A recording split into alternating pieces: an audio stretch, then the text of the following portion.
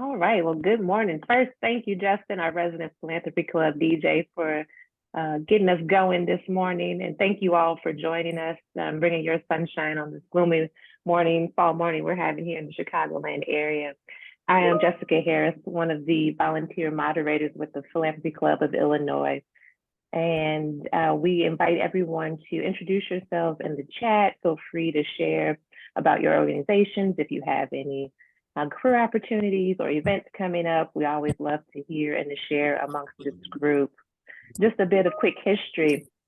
The Philanthropy Club of Illinois was founded over 20 years ago by Gus Wilhelming, the co-founder of the Safer Foundation. The club is 100% volunteer driven, and our singular goal is to level the playing field for all Illinois nonprofits when it comes to access to funding to support the mission of our organizations and the communities that we all serve.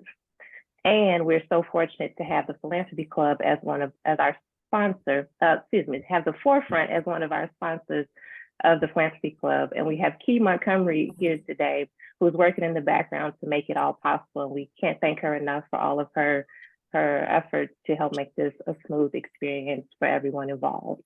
At this time, I'm going to toss it over to Kate Spelman to continue with today's program.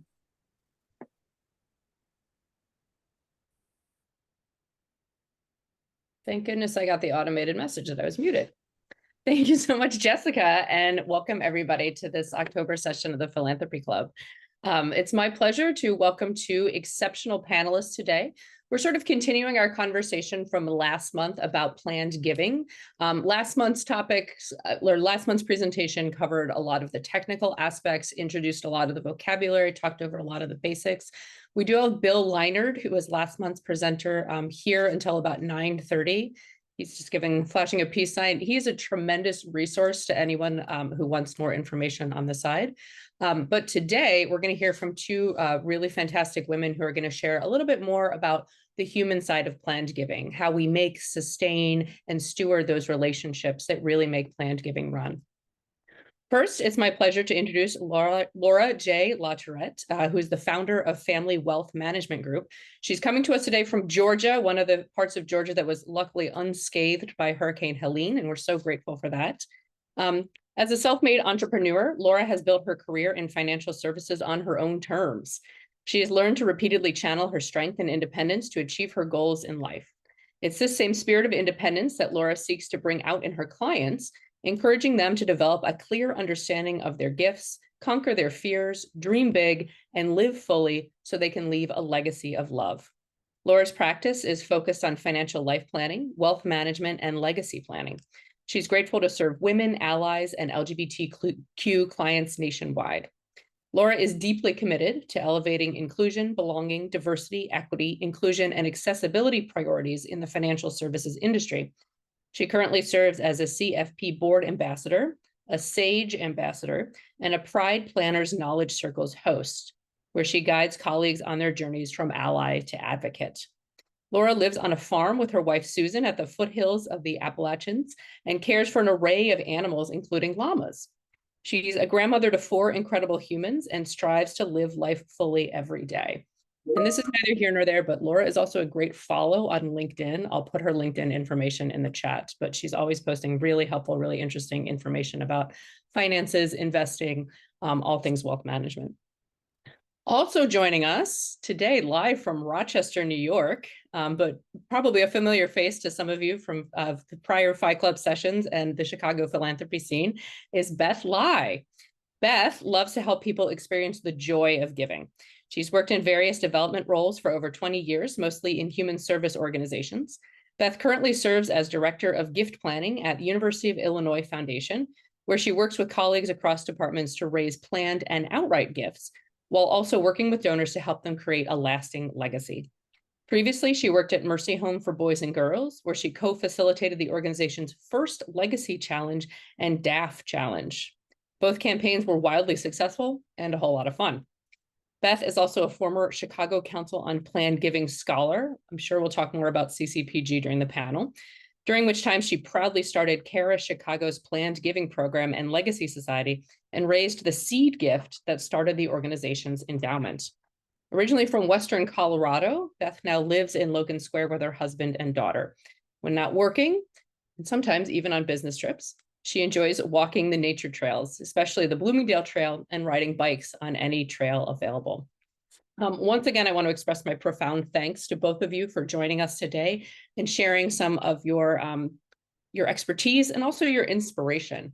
I have just a couple of questions to get our panel started, to get our thinking started. I invite you, if you're not speaking, to mute yourself after we run through just a few questions and get some of our ideas on the table. We'll be happy to take questions from the audience. If you have questions in the meantime, feel free to put them on the chat. Myself and Jessica will be watching out for questions that we can incorporate.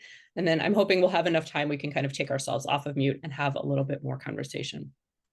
Okay, so all of that introduction out of the way. I would love to hear, Beth, from you first, and then we'll go to Laura. Tell us a little bit about how you got involved in planned giving. What motivated you to get involved, and what has kept you in planned giving for now quite some time? Thank you for this question. I love telling this story. So I was absolutely the most reluctant person to get into planned giving ever. I was in charge of annual giving, individual giving for a smaller nonprofit where we wore 500 hats, as I think many of the people working in philanthropy on this call can relate to. I was doing the newsletter, I was doing a bunch of special events, I was doing email marketing, I was doing the annual fund, I was doing everything and not sleeping. You know how it goes. One of our donors, a wonderful person who probably many of you know, a man by the name of Ken Nopar, said, "Oh, hey, you should start doing planned giving as well." And I said, "Ken, are you out of your mind? Planned giving is about the last thing I need to do. In fact, I need to get rid of a couple of jobs. I don't need to take on another one." But he, in his wisdom, convinced me. There's an organization called CCPG, Chicago Council on Planned Giving, great resource. I probably will talk about it later. He encouraged me to apply for a scholarship there. You get a year of free programming with them and then a mentor. He encouraged me to apply. I didn't because I was so busy. He called me and I was like, he'll never, no. He called me afterwards. I had to confess that I didn't get it on time. He called the committee, asked for an extension. Then I had to submit an application. So I did, and I got it. And oh my goodness, my life was absolutely changed. So because of that, I feel, well, I'll admit this too, when I started going to some of the sessions, because I was from a small nonprofit, some of the official training about planned giving was difficult for me because it didn't always apply for a smaller nonprofit. But the network at CCPG was fabulous. And so is absolutely everyone in the planned giving space. Also the philanthropy space, I found you probably have too. So I started to just learn about how it worked. I took some of I just started experimenting. I had some great people helping. Eventually we started doing some really good stuff. What I loved about it and why I've now gone, I have dived off to the deep end, so to speak, in planned giving. But the reason I love it so much is because it's the gift of a lifetime. When people put you in their will or trust, you're right next to their kids or other family members or the things that are most important. And whenever that happens, whenever it's a charity that gets that high status, there's always a story involved.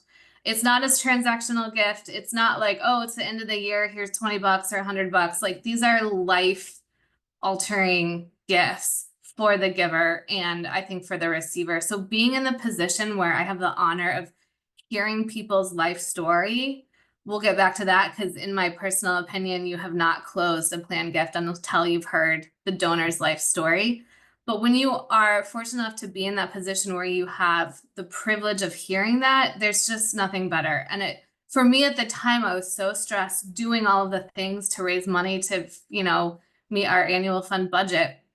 I got this peek into this world where it wasn't about money today, but it was about money for a lifetime. And I got hooked and I'll never be the same. Thanks, Beth, for sharing that. I just think that's important context for our conversation today. Laura, can you share a little bit about how you got into your work, or maybe more about how you focus on planned giving with the clients that you work with? Okay, great. Yes, thank you. And thanks for having me. I appreciate it very much. I love these kind of conversations and do a lot of planned giving and legacy work in my work. So I started my company about 30 years ago, and a lot of women were not the head of firms. We didn't have a lot of support and things like that. And so I just thought that it was something that needed to be done. I took a path less traveled. I was in the foster care system and coming out LGBTQ when I was in my 30s. I had some struggle or some things I was always working on. So I thought, well, I'm going to work with the people who are like me.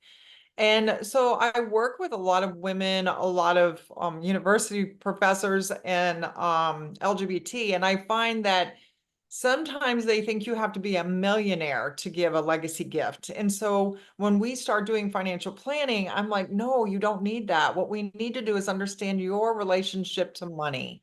And how did you grow up? And what were the things that you learned about money? And some of those things service you today. Some of those things are great. They kept you where you were and on the road, but now maybe they're too restrictive, or there's some things that you might need to open up to.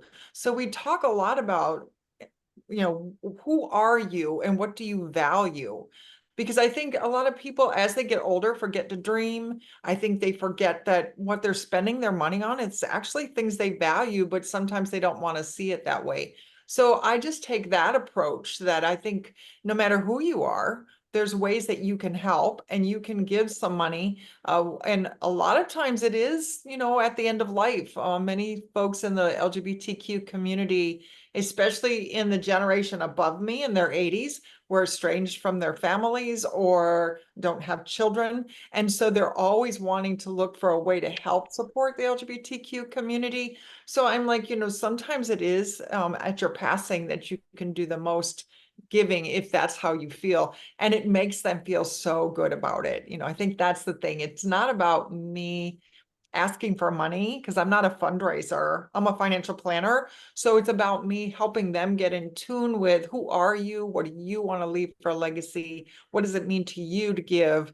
Because when we give, we feel good about it. That's the thing. So, and I work in an office where I have dogs, and that's my dog. So sorry about that. I will mute for a minute and take care of that.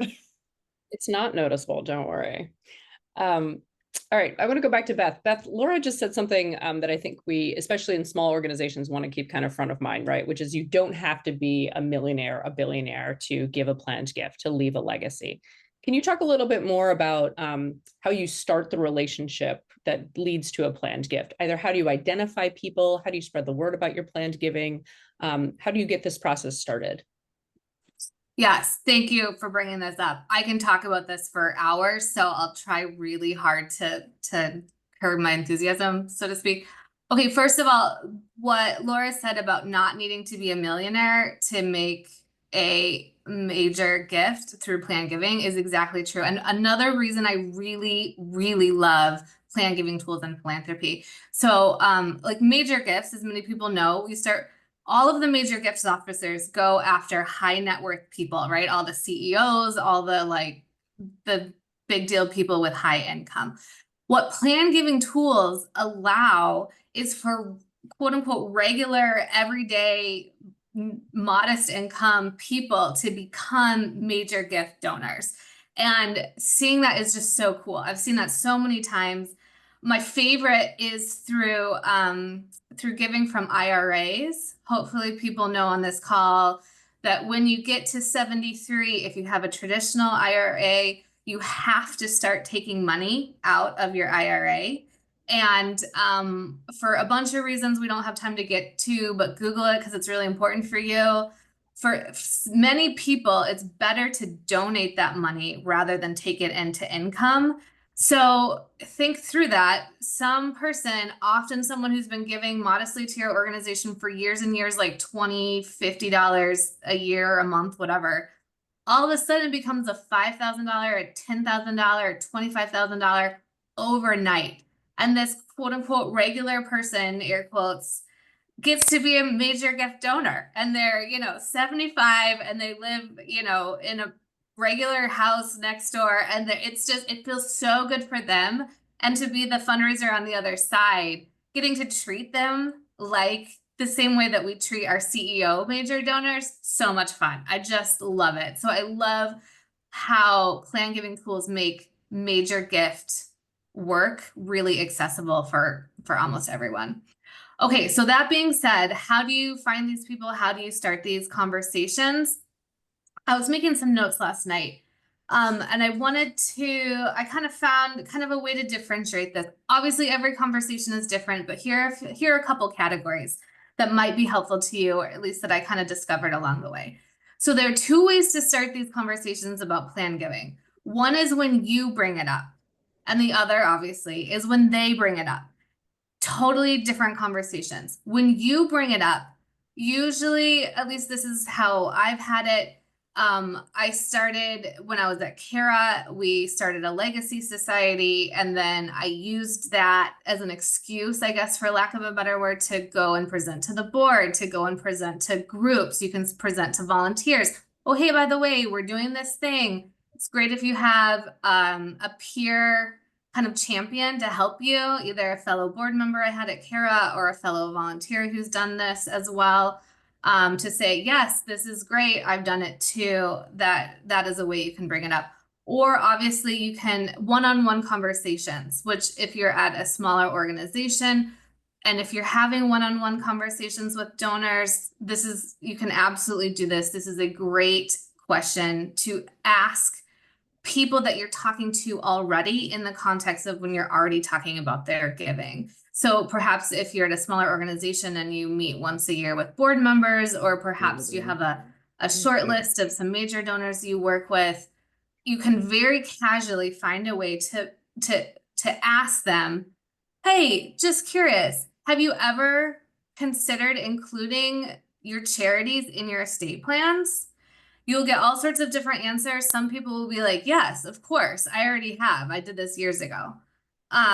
That's great to know, right? Sometimes you'll get a, wait, oh, I never thought about that. And they will be delighted to hear more. And then you will be delighted to tell them more about how they can do this very thing.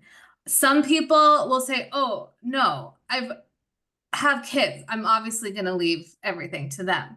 At which point you have two options, depending on how well you know them. You can either let them know that passing along a legacy is also a great thing that many supporters like to do. And again, back to IRAs.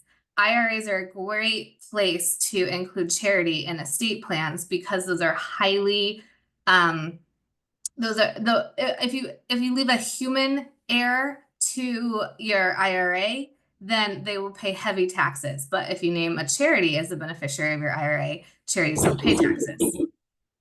So you can either talk about that, or you can say, oh, okay, you're not into, this isn't for you. That's okay. And then you can move on and keep talking about the wonderful work that their organization is doing. So it sounds scary the first time, but if you can find a way to do it very naturally and as part of a larger conversation, it actually is really fun because you get some really interesting conversations, and some beautiful conversations come from that. In fact, when I was in your position learning about this, I don't know if I even believe this, but I started doing this, and I've had these conversations with people. I had one, this was fairly recently, and to be honest, I was like, there's nothing here, nothing's gonna happen, but I was already halfway through lunch with this lady, and I was running out of things to talk about, to be perfectly honest. So I was like, well, what the heck, it's always good to get some practice asking things like this. So I did. Have you ever considered leaving, this is University of Illinois Foundation, in your estate plans? Oh my, I didn't even finish my sentence before she, huge smile. She interrupted me to say, yes, we have a family farm. It's been in our family for generations, but for, reasons we're not going to leave it to our kids. We would love to leave it to you. It's like she was waiting for me to ask that question. And I have chills thinking about that. I'm like, what if I wimped out? What if I hadn't asked? She didn't know how to bring it up. It's our job as fundraisers to very kindly invite people to join us in the opportunity to make the gift of a lifetime. Okay, so I've already been talking a lot. I'm gonna pause for a second. Is that too much? Do we switch back to Laura? Do you want me to start talking about how conversations go when they bring it up? What do you think? Yeah, sure. Well, I do a lot of family meetings and wanting to talk to clients. When we get new clients in and do financial planning, one of the things we talk about is what keeps you up at night. And what are the things that you're interested in that are non-financial?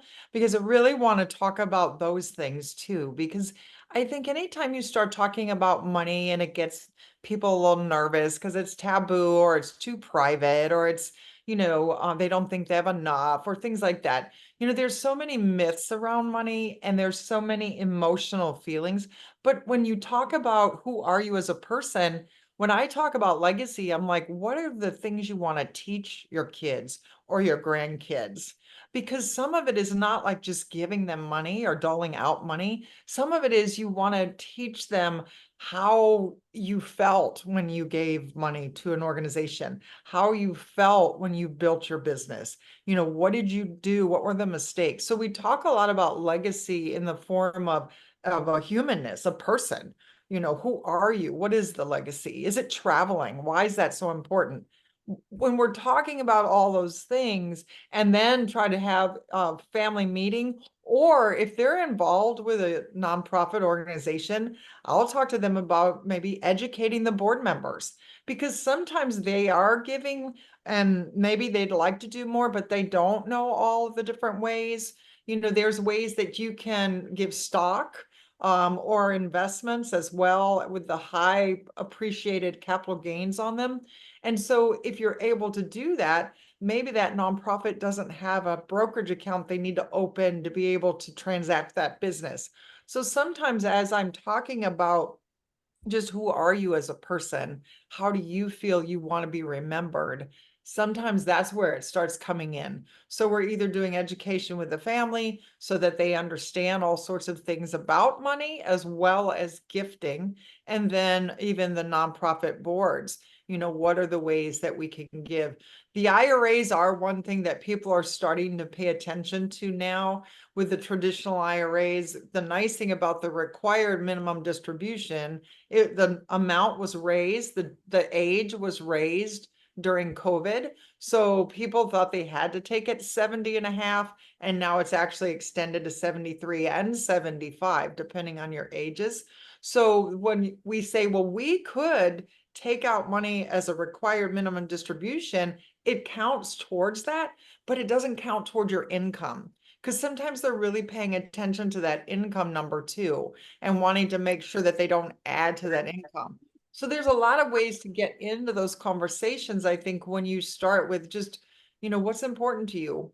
The other thing that we do is a lot of times we talk about a donor advised fund, because I can put together a donor advised fund for a client with a minimum of $10,000.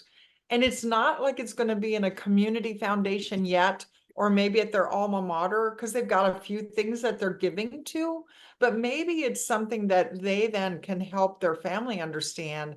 How are we gifting? Why is it important? What does it mean? And those kinds of things, because the more they talk about charitable giving, actually the more they give, I think. So the donor advised fund is another idea that we just say, well, let's just set up something to make sure maybe this year, since you sold your business, we're going to need to, put some charitable somewhere until you decide what the details are and where you want it to go. And then we can gift over your lifetime so that at the end of life, we have a full legacy giving. And they love that idea because then they're part of that, teaching their kids, teaching their grandkids, mentoring others. I think people like to mentor others of how to give and how to be charitable, not only with money, but with time, with interests, with skills. I think that that they like the conversation. It just doesn't start with money. It starts with who I am as a person first. Yeah, starting with your values, right? To Yeah. talk legacy. And I love that you talked about what do you want to share with your kids, your grandkids? What are you teaching with how you're giving? Yeah, because some are saying, well, I want to teach, that I work in fiber, they're a weaver or whatever. It's like, great. Well, how can we start with that conversation and really work into that? And a lot of times you'll see that people are super charitable Mhm. just because it makes you feel good. Yeah. Laura's talked about some of the ways that people might consider leaving a planned gift, and how to sort of, from a financial planning aspect, make that advantageous. Beth, I'm wondering if you have anything else to share about how to help someone make a planned gift. What are the friction or the pain points that fundraisers can help alleviate? What kind of education do you feel like people tend to need? Excuse me, great question. First, 3 cheers to Laura for that beautiful description about legacy and values, philanthropic values. Like, what are you passing on to your kids is a great question, or those who leave behind. Not everyone has kids. But like, of course, the finances are a part of that, but legacies are a big part as well. So kind of as part of that too, sometimes I'm here in Rochester doing a bunch of meetings with people. What I will be asking every single one of them is, I work for the University of Illinois Foundation now. So tell me about your experience at the university. What did that mean for you? How did that benefit you? What do you think now? What's important to you now? What do you think when you look back at it all? What's been most important to you? Tell me about the other charities you support too. That's another great way in, because then you don't sound like you're only caring about yourself. Most people who give to more than one place. Have you included your charities, all of them, hopefully us included, in your estate plans? What are the values what's important to you now? What's the most important thing to you now as you look back at your experience? What legacy do you want to leave behind? I want to make a note too, about the word legacy. We talk about like in this work, you use the word legacy every 15 minutes, at least. When I was younger, and I've heard other people say this too, it's like, that word was like, it just kind of stuck out to me. It felt a little awkward to me. I was like, who's thinking? It just didn't make sense as a young person. I have learned since that one of the great things about being human is that we are constantly developing throughout our life, our entire lives. And one of the things that starts happening at a certain phase of life is that you start thinking about your legacy. And so the word legacy, if you are younger and it's not resonating with you, know that it's because of your stage of life, and other people at a different stage of life are like, the work of this developmental stage is working through these issues of, I've had all these experiences, some good, some bad. What does this all mean? What is it for? What is our relationship to each other? I've had success. What do I do with that? Does that benefit me? Does that benefit others? I've had challenges. What does that mean about me? What can I do to help somebody else? Both sides of those are really interesting. So, anyways, for what that's worth. Your question though, Kate, was, as a fundraiser, how do we talk about some of these gifts and how do we help people? Perfect tie into kind of my next category of these questions. We've been talking a little bit about what happens and what does the conversation look like when you bring it up. There's another type of conversation about this that feels very different from the fundraiser's perspective. And that's when they bring it up. And usually this is in response to some marketing that the organization has done. More on that in a minute. But this is when often you put out a marketing piece, something goes out, somebody calls you and says, hey, I am putting your organization in my will / trust, or as a beneficiary of my IRA or whatever. They're calling and looking for information from you. And it feels a little bit more transactional at first, because they are right in the middle of a task. They're working with Laura or their other financial planner who's had these great conversations, and they've made the decision, and now they're calling you and they're like, hey, I need your EIN number or a tax ID number.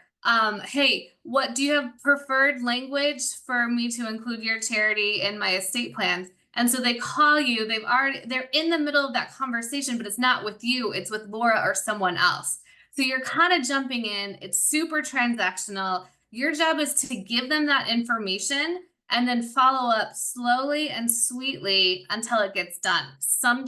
Often it just takes a lot. Sometimes people are really motivated and they get it done right away. Often it's just like, You call 6 months later and they're like, oh yeah, I need to call my lawyer, or, oh, whatever. Like you just sweetly keep following up, kind of transactionally, for lack of a better word, until they get it done.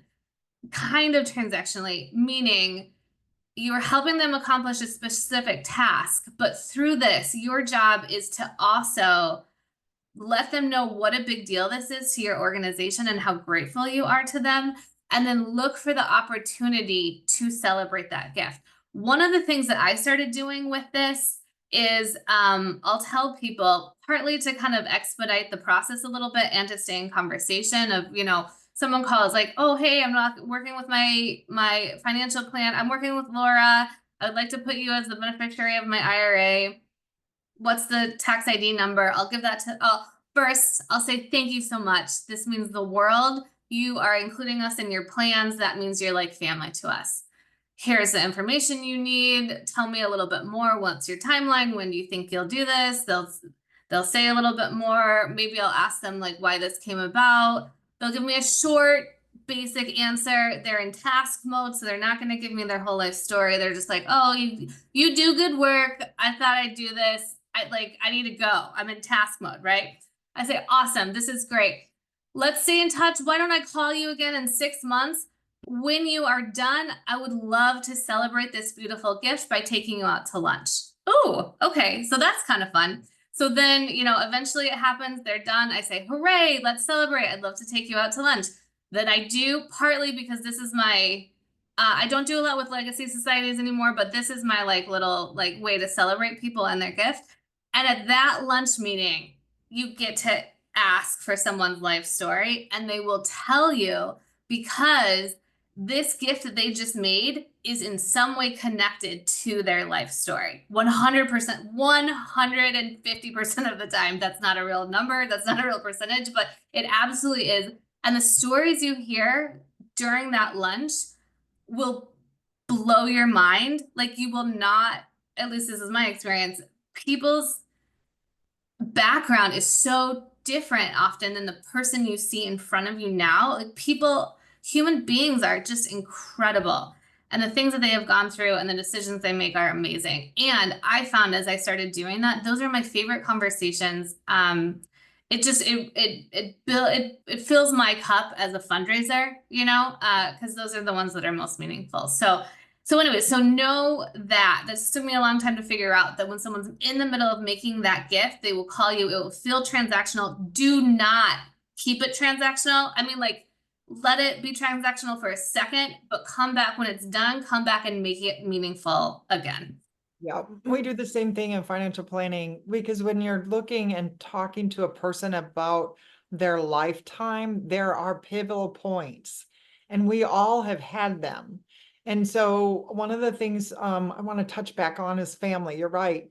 We always ask, well, who is your family? Who do you consider family? A lot of LGBTQ, since they are rejected or aren't connected to their nuclear family, they create formal families. So we talk about that. Who is your trusted contacts? Who's important to you as a person? And when you start hearing some of that, then you get that story, and you get, well, why and how and those kinds of things. We even see that there's sometimes they don't quite know, but they want to give money. They want to give a charitable gift.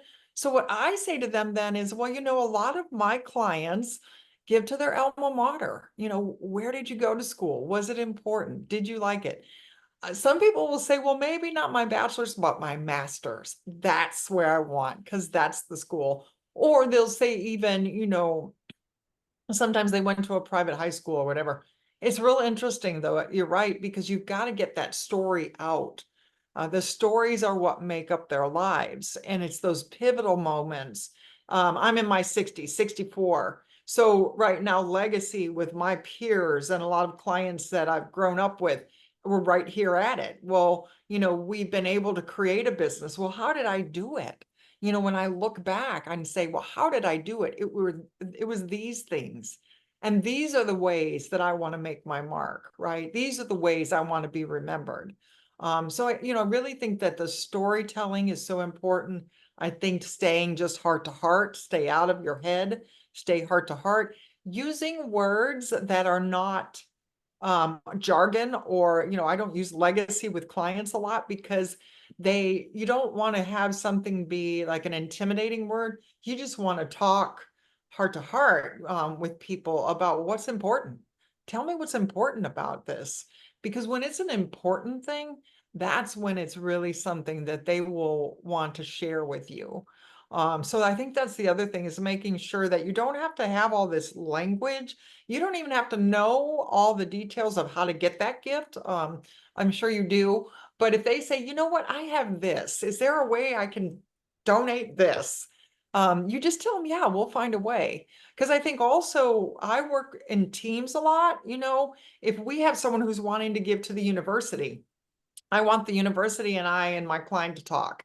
Let's cement it in. Let's make it all real between us so that it's not transactional. It's not just, well, I'm going to do this and, kind of run away. I'm like, oh no, this is something we want to make sure not only do we have the correct information, yeah, because we want to make it in the estate docs. I don't do the estate docs. I work with attorneys who do. But again, if you start working as a team member in different ways with financial planners, estate planning attorneys, other folks that are having these kind of conversations, then it just seems natural and normal to be part of that gifting, right? Yeah. I love, Laura, that you emphasize working in a team, because when I hear somebody like you who's super knowledgeable about all these financial vehicles, I start to think, oh my God, I have to know these things. But we're working as a team approach, right? Maybe you're working in fundraising and somebody has a specific financial question. You're not obligated to know everything about everything, right? You are obligated to share what you know and then say, for something beyond my capabilities, you really need to find a financial advisor to speak to. Yeah. Yeah. And things change, right? And I'll have people come to me and say, well, I need a trust. And I'm like, well, who told you that? So let's talk about why and how. Georgia is not as problematic with probate as Illinois is. I have clients in Illinois, so I do understand that there are some big differences within states. And I think that's what you have to do, is the estate planning attorney in Illinois knows a lot more about what is legally better for my client than I do. I can help with, this is what we're wanting to do. What's the best way to do it? But not necessarily know all the reasons why. And then also, like, you see with the IRAs, used to be that the required minimum distribution out of a retirement plan with an individual retirement plan was 70 and a half. So people still remember that number. It's also, when you think about the annual exclusion, it used to be 10,000 because there was the gifting number at life was $1 million. So everybody remembers, I can't give more than 10,000. So there's a lot of things that change. So we try to keep up with things, but you still need someone who's focusing on the tax part, someone who's focusing on the estate in your state, and just making sure that, those points are also taken in when we're, talking about how to get this all done correctly and legally. Yeah. Thank you for that. This is sort of my last question, my last topic before I want to turn it into some Q&A, but we've talked about how you start the conversation about making a gift, how you start finding those planned givers, how you help someone form the gift. Let's talk about engagement long-term, right? So Beth, you've taken somebody out to lunch, they've made a gift. What does that relationship look like over the years? Probably because we're working with people most of the time who are making a planned gift, but the gift may not be realized for some time, right? How do you keep people engaged and keep them connected with your organization? Great question. A couple things. And this will vary a little bit based on your organization and how many staff members you have, et cetera, et cetera. But especially if you're at a smaller organization, the people making planned gifts to you are also your regular, either annual fund givers. So you will keep them connected in whatever way you are already communicating them, whether that's through, you probably have an email newsletter, maybe you have a paper newsletter, some other donor engagement sort of process. Make sure in whatever database system that you have that you can mark planned gift donors and that you keep them on those communication streams forever. And what is very common, especially at the end of life, is somebody who's been donating for years and years and years. And by the way, like we talked about, somebody who's been donating consistently, even if it's a small amount, someone who's been donating consistently year after year is your best plan giving prospect. But what happens near the end of life for some people is that they'll start worrying about whether or not they have the money to get to the end of life, or maybe they don't, like they're not managing their finances anymore. Donations will sometimes drop off at the end of life for the last couple of years. Couple is a relative term that, whatever that means. But you want to keep those folks on your mailing, receiving your communication for the rest of their life, whether they're giving or not. Also, here's a really great thing that you have as a fundraiser at a small shop. You have control over everything. Remember that when you look to the big organizations that have 5 million people doing 500 different things, you have something that they don't, which is autonomy over your program. One of the best things you can do for a plan giving program is, especially if you were like me, where I was doing annual fund stuff and trying to do a little bit of plan giving, you have the opportunity to add plan giving language on your other marketing material. And if I were you, and I did this with good success at multiple organizations, find some sort of like little tagline, like, thank you for remembering XYZ program in your will. Super simple, super short. Put that on every single piece of paper, every single website your organization produces. That includes solicitation letters, that includes donor newsletters, absolutely everything. And the magic of that is that if people are not in the mental framework where they're updating their will, they just like won't see it. Like it just won't even exist. If they are, all of a sudden it's like a red flashing light saying, hey, this is important. And they will read it, and then they will call Laura and say, hey, I want to include XYZ organization in my plans. And like, it's just, I just do it. And like all of a sudden in 20 years, you'll have like this really humongous plan giving program. And like, there are plenty of organizations out there that want to sell you nonprofit, very expensive plan giving communication packages.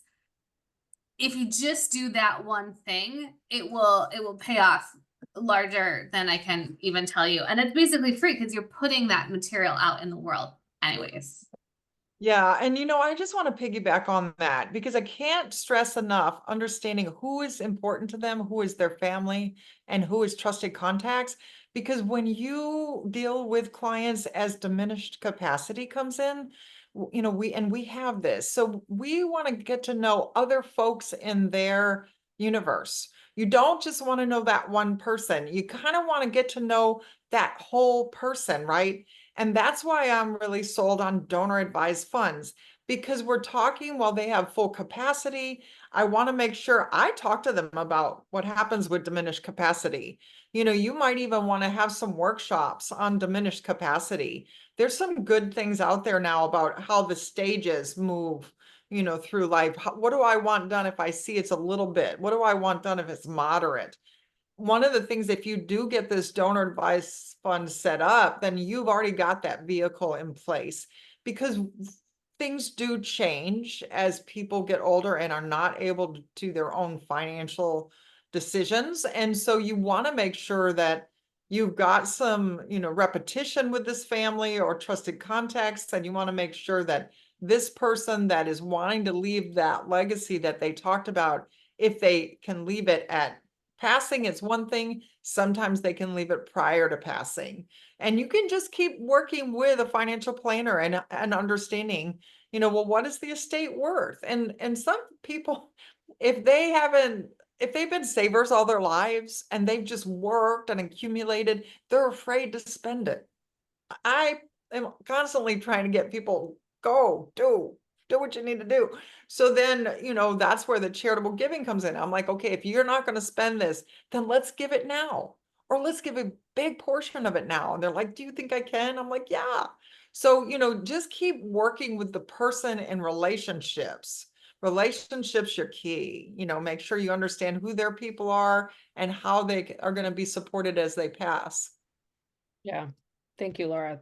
That's maybe our tagline for today, right? Relationships are key, and we're talking about how we can deepen and leverage our relationships. All right, I do want to give us some time for Q&A. We're booked to go to 10:30. I know we'll start losing people at 10 because that is how calendars work. So if you have questions, please put them in the chat. We do have one in there, and Beth, I'm going to start with you on this.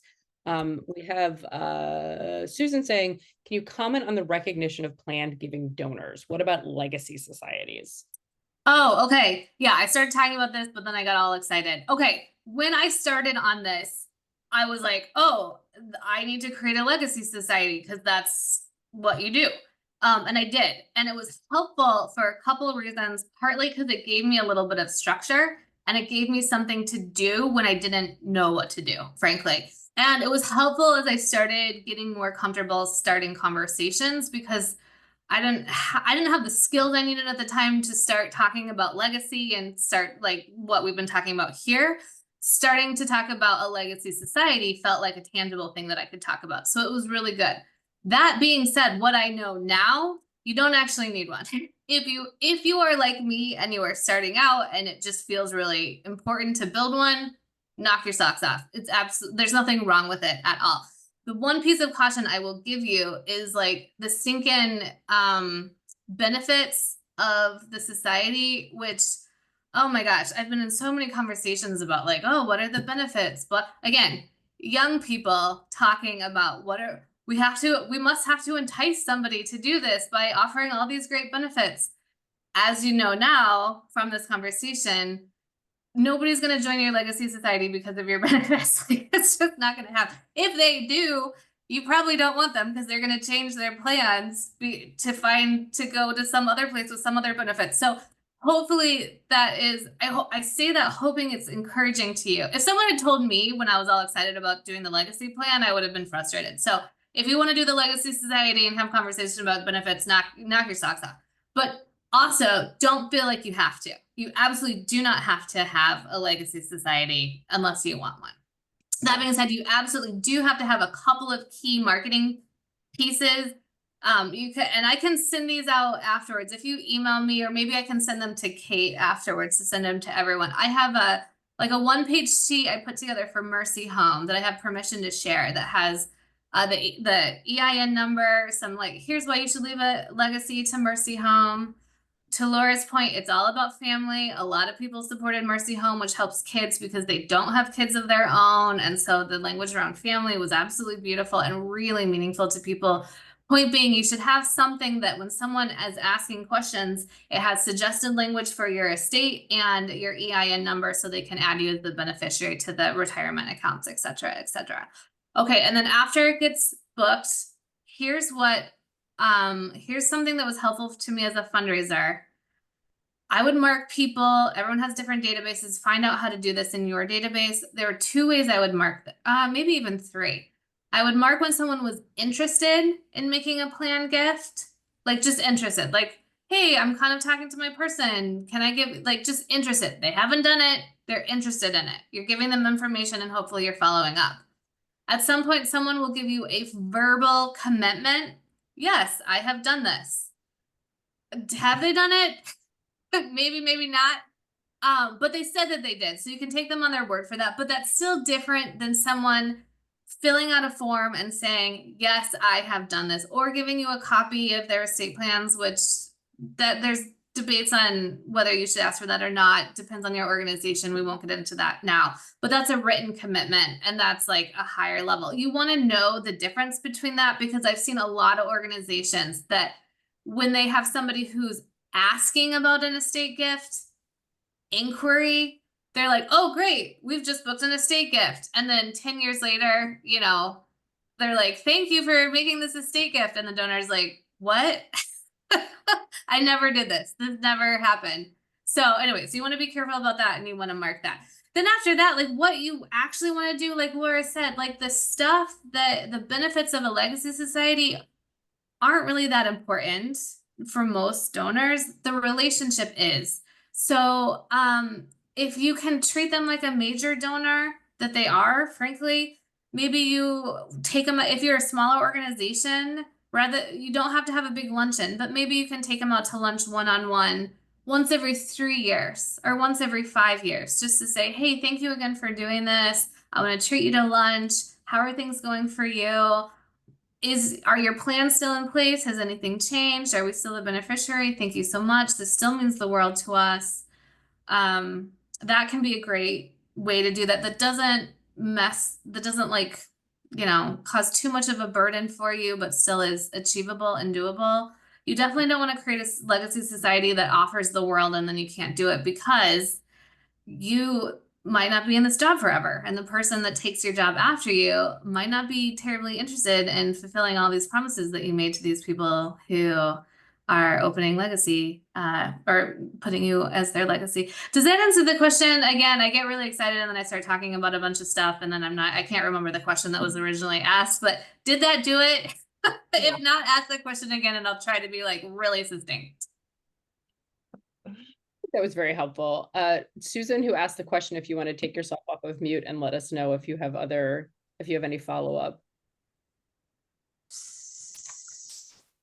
All right. No, that was very, very helpful, Beth. And I've worked in professional fundraising for probably longer than you have. And so, yeah, and I think when it comes to planned giving, we always think we have to come up with a really creative, interesting recognition society. So that's a great relief that that's not important. And what is personal recognition with the donors. And if they happen to be in the same geographic region, maybe doing something on a group setting. So, and you're absolutely right. I think the benefits might not be important to them, and it may not be something that can be delivered. So that's great. Thank you for your answer. Good. And especially as they get older, because you want to be in someone's will. Right. By the way, for the purpose of, there's lots of planned giving vehicles. If you only ever do wills, beneficiary designations, like awesome. And IRA gifts, maybe those are like, you want to do those, but like, you don't have to, your organization doesn't have to do annuities or charitable remainder trusts or blah, blah, blah, all that stuff. Don't worry about it. If you're just doing wills, bequests, simple bequests, like that's the big thing. And so you want to be in someone's will, but the will that you really want to be in is someone's last will, right? Because that's the one that matters. Let's be real about it, right? So, so what happens as people age? They're not able to come to these events anymore, right? Like perhaps they're homebound, perhaps there's mobility issues. They just don't want to leave the house. That is common when you get older. So being able to show up to someone's house, like if they're local, and just pay them a personal visit every 3 to 5 years, especially if what happens when you get older, you start losing friends, you start losing family members, you feel very alone. To have a visit like that sometimes really is meaningful. And do not be afraid to bring up, hey, thank you again so much for including a gift in your estate plans. It means the world to us. Somebody who has done this and told you wants to talk about it. So don't be afraid to talk about it. They want to have this conversation again. Thank you. It's great. Thank you, Susan. Thanks for all your work in this field. Really, really appreciate it. Laura, do you have anything to add about donor engagement? You've seen it from a donor perspective, maybe more than any of us have, because you've dealt with so many different donors. So I'm wondering what you've seen work or not work in terms of getting into, as Beth said, you want to be in the last will that people make, right? That's the one we care maybe the more about. Yeah, I only work with people I like. I don't align with everyone. I think as human beings, we try hard to make everyone like us or find a story that fits with theirs. And I'm kind of like contrary on that. I'm the opposite, because I think that, if I surround myself with people that I like and stories that are similar, not maybe exactly, but that we tend to have a longer relationship. So I was talking to a younger planner earlier this year, and she's new in the business last couple of years, and she's trying to find these high net worth people to work with. And I'm like, just work with people that you fit with. Don't try to fit with everyone. And I don't know if the same things with the fundraising world where you are, but I would say, like battered women's shelters are important to me. I was in the foster care system, so I'm interested at a deep level. So I want to talk about that with people. So if, clients come in and they're interested in things that don't fit with me as a person, I just don't take them on as a client. So, I don't know if there's a way that you can do something like that or not, but it really makes it more meaningful, to have conversations, and you're not like soliciting business, or you're not just trying to get the numbers in. And so I've found that building a lifestyle practice around who I am as a person is really more meaningful, and it's a beneficial, it's a mutually beneficial relationship. I want mutually beneficial relationships. I want to have conversations with people that I talk to, that I love, that, are going to be part of people that I can respect and love, and not just part of the day. So I would say, do that. And then that way, the donors who don't fit with you, maybe they fit with someone else in your group or someone else. But typically, when you're with your people, it's just better for everybody. I don't know. Yeah. Agreed. I'll add to that too, from a fundraising perspective, the value of your donor communication, including direct mail, whatever you have, your donor newsletters. If the person who's making a planned gift to you, usually, almost always, has been donating for 20, 30 years. So what is it that has kept them in contact with your organization all of that time? Usually it's direct mail, maybe, and your donor newsletter, your regular, what you think of as fundraising communication, right? Hopefully some non-ask, some really good, heartfelt, like Laura said, like mission-driven communication about how your organization is making a difference, appeals scattered about there too. But like both of those are really, here's the need, here's how you made a difference. Here's the need, here's how you made a difference. Usually that's why people have been giving for 20, 30 years. Then they kind of pop up out of the gopher hole to say like, hey, I'm making a planned gift, and you celebrate the heck out of that decision. But it's okay if they go back down then and continue connecting with your organization through the same means they always had, which is that donor communication. Does that make sense? Like, so I think we're worried sometimes about adding something extra to it when whatever it is that has gotten them to this point has worked, and that's what they want to continue, which is why it's so important for your database, which usually pulls lists based on recency of giving, right? You have to figure out a way to tag these folks to continue getting whatever, to stay on these lists forever, even if their giving goes away. Which again, it doesn't usually. People who make planned gifts, usually their giving will increase, especially in the near term after that giving, but it might drop off in, like we discussed before, in the last, 5-10 years of life or so. And you absolutely do not want for them to stop receiving that communication during that very critical time. That's really helpful. I've had some conversations. So I'm in a very small shop. I am the only fundraiser. I'm not even full-time at my organization, and we have a ridiculous database that has a lot of junk in it. So I've been having conversations about can we pull some people out of this?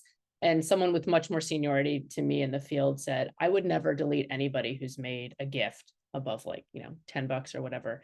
She said, I've had multiple times when somebody gave gifts, and then came all the way back a decade, 15 years later, and turns out we were included in their estate planning.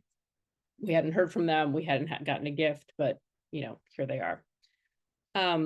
I want to go back. There's a couple of comments in the chat just to draw these out, to talk about how do we tell people's stories. Maybe Beth, you talked about like having peer champions, right? Somebody who can come with you, and a board member who could talk to the board about leaving a planned gift. But can you say more about sharing the stories that you're getting? How do you steward the stories? How do you share what people are telling you, or how people are coming to make a gift? Follow-up question. Is that like, is the question like, how do we share their stories with others? Is that the question? Yes. Yeah. Let me Okay. So, if you have hopefully you have some sort of donor newsletter, either print or electronic or both. Hopefully that includes some really great client success stories about how your organization is making a difference, because that's why people give, because they want to make a difference, and donors need to hear that it's actually happening so that they can keep giving and keep feeling really good about their gift. If you can also include a donor spotlight in there, that is so good for everybody involved. If you can find a way to, so that's a really great thing that a lot of people do, to both give recognition to people who want the, the social proof sort of recognition, and also it tells the story about, it like instructs other people reading the spotlight about how to make certain gifts. So, at Mercy Home, we had a lot of these. Again, if you're interested, I could probably dig up a copy. But or Mercy Home is not the only place that does it. Like, go to any place that has a big plan giving program, and you'll find a donor spotlight story. This isn't a new idea by any means, but if you can tell a little bit about the donor, who they are, what they've accomplished, ideally, if they have some their connection to the organization. So I'm at a university now. Obviously, we want to talk about their great experience at the university. Previously, when I was at human services organizations, at Mercy Home, it's about kids. We talked about their childhood, often overcoming challenges in childhood. So if they had that experience, they would talk about that, which many of them did, because these gifts are life, turning point situations. So you talk about the tie into the organization. And then what's really, really powerful about these is if you can pick their specific way of giving and talk about, from the donor's perspective of, oh, I was talking to my financial planner who told me the tax benefits of giving through my IRA. And I started doing this, and this feels so good because now I can make a gift larger than I ever thought, meaning I can help more kids have brighter futures through Mercy Home. Insert your information from your organization. And all I had to do was make an RMD from my IRA, and it will come out in language that's so simple and donor centric because it's coming from a donor, if you know how to ask some questions about that. So that way, that social proof it can be a really great way to give some recognition to somebody who wants everyone to know that they made a big gift. And also give a little bit of instruction to other people who might be considering it or might not have heard that you can put a gift to your charity in your estate plans, or that you can make a gift from an IRA or whatever. Well, in my business, we have privacy is just, I know it is in yours as well. It's so front and center priority. So a lot of times I will take stories and blend them. I live in a small community, so especially if it's anyone here, but still I will blend stories. And it helps to give people ideas about what others have done.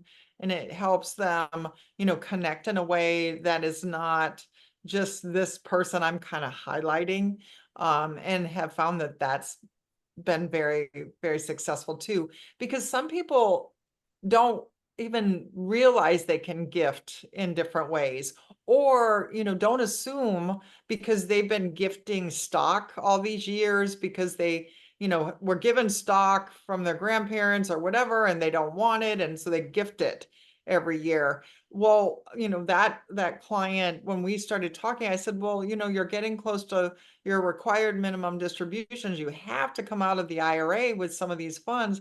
And let's talk about, we could give that as well. And they're like, what? Really? Does that matter? So they didn't really even know about RMD gifting. So I think, again, going back to just having conversations with regular people about who they are, what they do, and meeting them where they are is just can't be stretched enough. It doesn't have to be formal meetings, and it doesn't even have to, in my situation, we don't give client specific examples because of having to make sure to take care of privacy issues. Yeah, absolutely.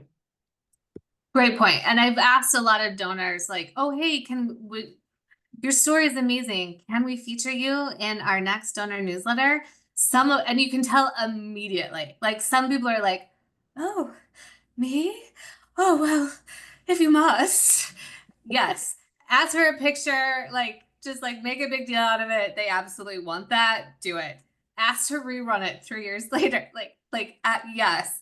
Other people will kind of just be like, no, no. And totally okay. Totally. That's why you're asking the question. Just like, hey, do you like Coke or Pepsi? Well, I like Pepsi. Okay, great. I like Coke. Totally cool. It's like there's no pressure. Like, it's fine. Yeah, that's very important.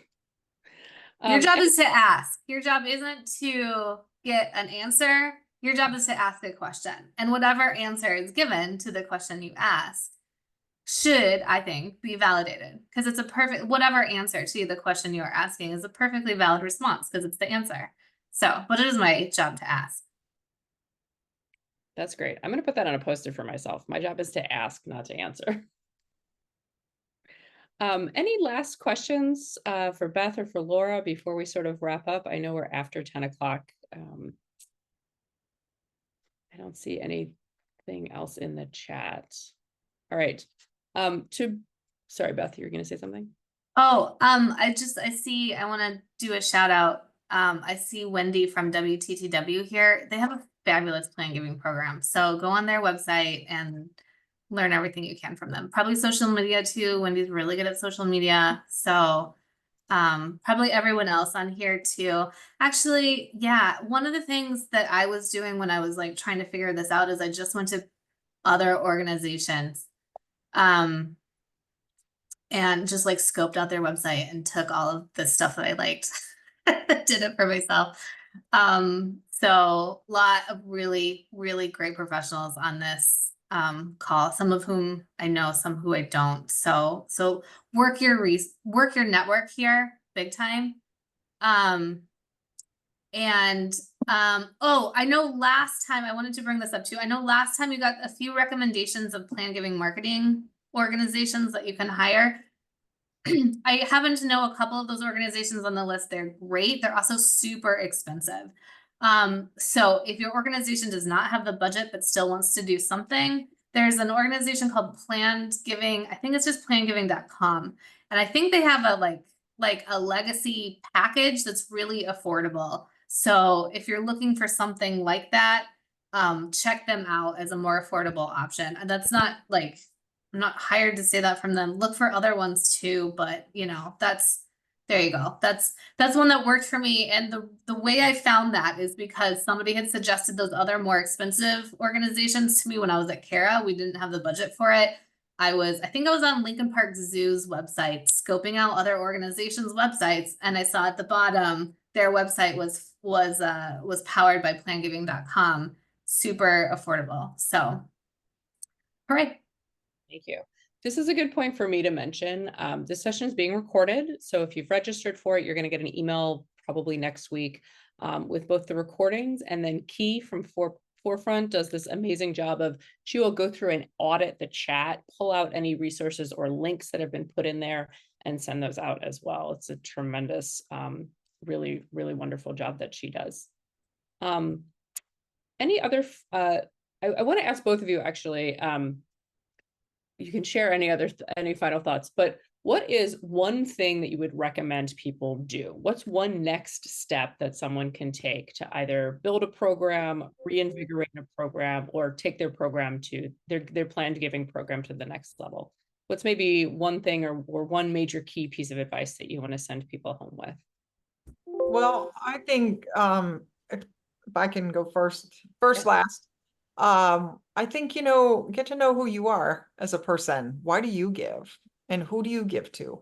And how does it make you feel? So that when you're in the position of helping someone else with that, it becomes more of a spiritual experience, more of a, I'm going to be part of this person's life and help them realize some of the things, having conversations and stories about things that are really deep-seated to them. And so that way, I think it puts you on a different plane, and takes you out of that, corporate head of having to raise money, but really, why do I give money and how does it make me feel? And I want to help people do that and just kind of really focus on yourself first, because then, getting in conversations with others, I think, is easier. Thank you, Laura. So get clear on your why before you start asking other people for theirs. Yeah. Beautiful. I was going to answer differently, but I want to piggyback off that. I like in all fundraising, if you can make your own gift first, that does really help. So find an organization that you care about. And it doesn't matter if you are, it does not matter how much. It doesn't matter the percentage, like dollar amount, doesn't matter. Find an organization you care about, whether that's the one you work for or not, also doesn't matter. But make your own plan gift first. One of the easiest ways to do that is through a beneficiary designation of an IRA. Just the process of doing that will teach you so much about how this works and will be very, very beneficial to you. Okay, so that's my piggyback one, because I can't have just one. So I would also say, don't worry about doing everything. There's so much you can do. It gets really overwhelming really quickly. So don't worry about that. Just choose one thing and do it, whatever that one thing is for you. I would even carve out a little bit of time, maybe once a month. I found being part of CCPG was really helpful for this because there's fairly regular meetings. And so that day I would go to the educational session, and then I would spend the rest of that day moving that project forward, whatever I was working on at the time, which was a legacy society at the time. So that was really helpful. CCPG, the membership is kind of expensive. There's a great scholarship program that I encourage you to apply for. It's a little more competitive now, so it's harder to get in than it was when I did, but I still encourage you to apply for it. It was really great for me.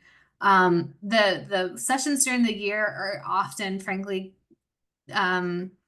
for a plan giving audience at a larger organization. So it's sometimes kind of frustrating for small shop folks, but I'm there. So if you do join, you still will get some really good information. Maybe Kate will start like a little support group afterwards for small shop folks there. That might actually be fun. But once a year, I think usually in May, they have a symposium, a plan giving symposium. And if you do nothing else, put that on your calendar, not to be missed. It's affordable. It's usually it's an all-day session in May, Chicago Council on Plan Giving. Is the not to be missed plan giving event of the year, where there's lots of sessions for everybody at every level of plan giving. And it'll just help you keep this top of mind so you're always moving it forward too. Yeah, I don't think the 2025 symposium for CCPG has been announced. So make sure that you're time-wise at least, right, Beth? Correct. We're looking at a venue still, so that hasn't been delayed, but it's usually in May. So I think, I don't know, hopefully it'll still be in May. Yeah, we'll so see. be sure to follow CCPG on LinkedIn or other socials so that you can be aware. You were not the first. I heard about CCPG through the symposium first, that someone else at a small shop said that they attended and thought it was really just absolutely wonderful. Great way to network and meet people. And again, people are incredibly supportive. Yeah, so everyone just make sure to keep that on your calendar. All right. Thank you so much. Thank you to everyone who has joined us. I want to give a special shout out to Key Montgomery, who has just put some more information in the chat.